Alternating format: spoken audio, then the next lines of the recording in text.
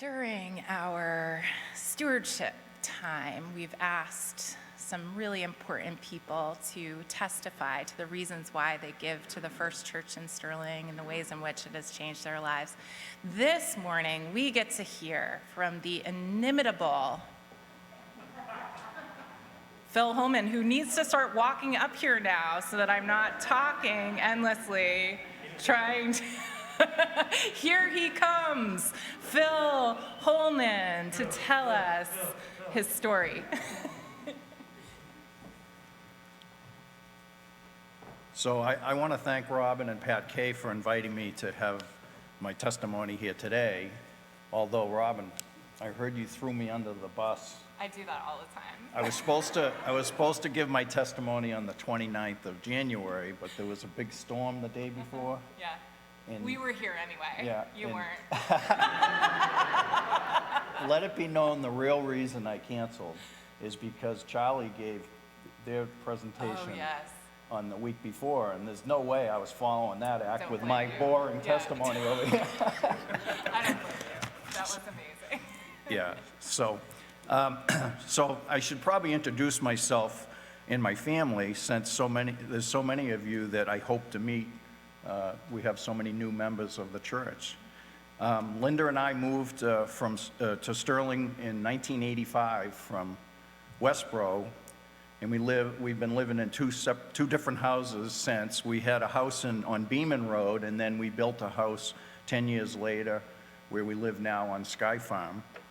And we had a young family then, and we wanted our children to get a good Christian education, so we joined First Church. It was a natural. All four of our children have gone through the confirmation process, and all four of our children actually attended Village Green Preschool. So we've been the beneficiaries of a lot of the offerings that the church has. I've owned my own business in Hudson, Mass. for 36 years, and I recently sold it, and so I consider myself semi-retired. And I look forward to whatever the future holds for me and my family, so we don't really have a great plan after that. My only regret is I will never be called a townie, no matter how many more years I live in Sterling. That's right. Isn't that true, Tom? But going back to First Church back in 1985 was a very different church, in my opinion.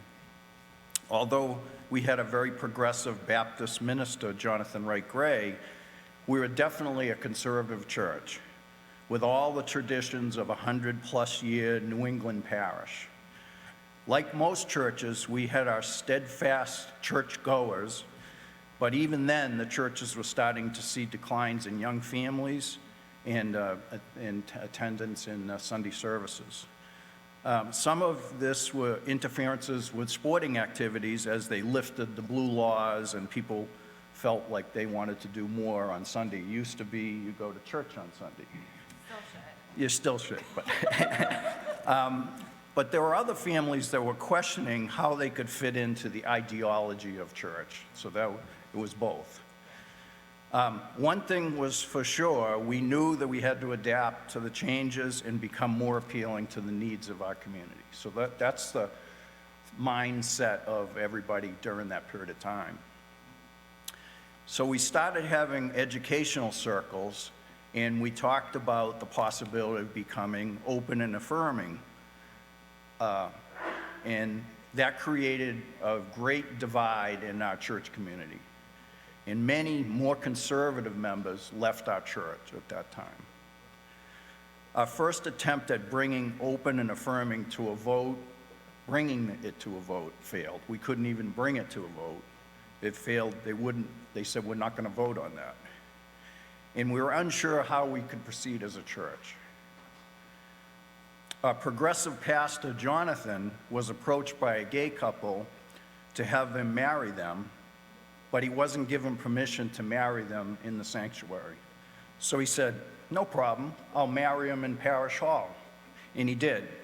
And it was basically a defiance. He said, my job is to marry people. If they want me to marry them, I'm going to marry them. So that was the environment that we were in during that period of time. I bring this up to make a point that we've just celebrated our vote for 5 years of open and firming, but that's a new and fragile process that needs to continue to be nurtured. Yes. We know now that that path is what God has chosen for our church. To keep us on the correct path, we need strong leadership. We have that now. We have Zach, we have Robin. We have our lay leadership, our governance board, our MLT teams. But this structure needs to be supported, not only with time and talent, but also with money. There is a distinct possibility that we could lose some of this important structure if we do not step up our pledges and financial support to guarantee that we keep our church on a positive path we're on, building heaven on earth. Yes.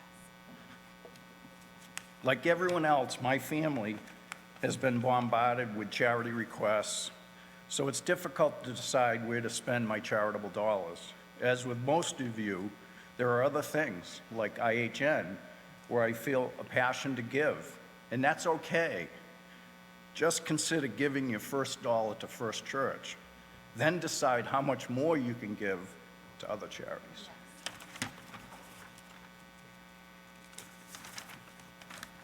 Also, there's been a great disparity in the impact on families related to COVID. Some families have been severely impacted, as we saw in the last 2 years with response to our Food is Love program. We serve thousands of meals to members of our community. But on the other side of the story is the unbelievable generosity of those who are less impacted, but wanted to help in some way. There was an outpouring of support, volunteers to serve the meals, people donating food, and people writing checks. The Food is Love program just needed to ask, and the community stepped up. Yes. In this spirit, I would like those who have been less impacted by COVID to step up their pledge to support the important programs of First Church. I ask that those who enjoy the benefits that their children have had Christian Ed, Pizza Church, to step up their pledge. I ask that those who are conflicted by other charities' requests for donation to commit to give their first dollar to First Church and then decide what else they can give. I ask this because that's what my family is going to do when we make our pledge this week. Thank you for all you do for First Church.